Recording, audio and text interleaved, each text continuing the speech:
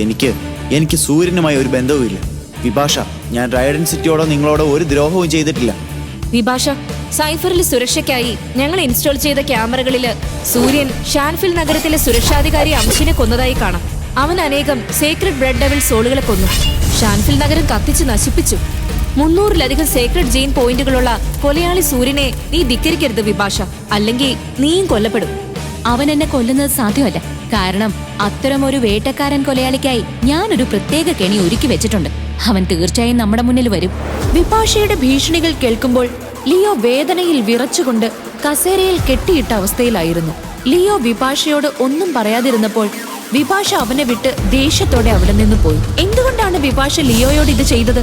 ലിയോയ്ക്ക് എന്ത് തെറ്റിനാണ് ശിക്ഷ ലഭിച്ചത്? സൂര്യൻ എന്ന കൊലയാളിയെ കണ്ടെത്താൻ വേണ്ടി വിഭാഷ എന്തുകൊണ്ടാണ് ലിയോയെ ഭീഷണിപ്പെടുത്തുന്നത്?